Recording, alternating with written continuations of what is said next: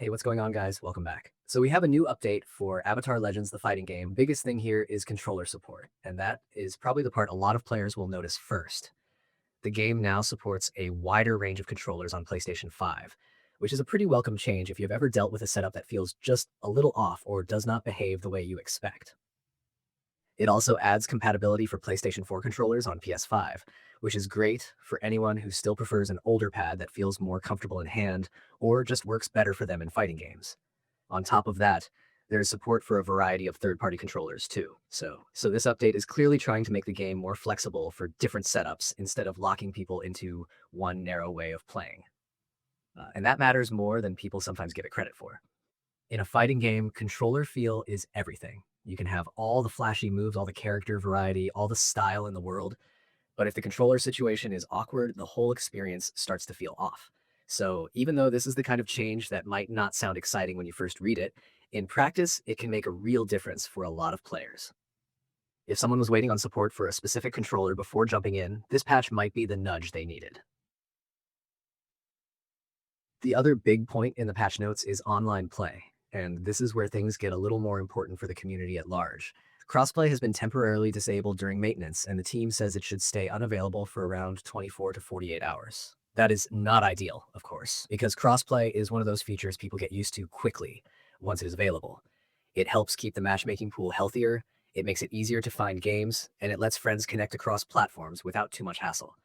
So when it is taken offline, even temporarily, people feel it right away. That said, temporary maintenance is usually better than leaving a broken system in place.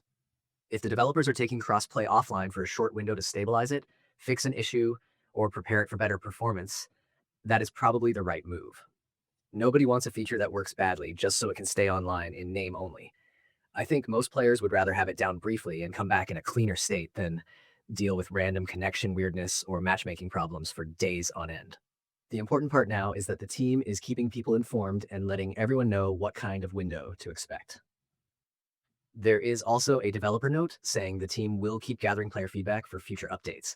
And that is one of those lines that sounds simple, but actually tells you a lot about where the game is right now. It means they are still in that stage where player reports, controller feedback, online issues, and general match experience are all feeding into whatever comes next. That is not unusual for a newer fighting game, especially one trying to build a stable long-term scene. The launch period and the updates that follow are where a lot of trust gets built. If the devs respond quickly, listen closely, and keep making practical fixes like this, players usually notice. What stands out to me about this patch is that it is focused on usability. It is not trying to distract anyone with a giant list of new characters or dramatic changes. It is just trying to make the game easier to play, easier to set up, and hopefully more stable when you get into actual matches. That kind of update might not make the loudest splash, but it is the sort of thing that can quietly improve the game for a lot of people at once. For controller players especially, this feels like a step in the right direction. Fighting games live and die by responsiveness, comfort, and consistency, and support for more controllers means fewer barriers between the player and the match itself. For online players, the temporary crossplay maintenance is probably the main thing to keep an eye on over the next day or two, because once that comes back online, that is where the real test begins. People will want to know whether matchmaking feels smoother, whether connections are holding up better, and whether the game feels more dependable across platforms. So overall, this patch is less about adding new content and more about making sure the foundation is stronger. It is the kind of update that does not always get the biggest reaction at first, but it can still matter a lot once people spend real time with it.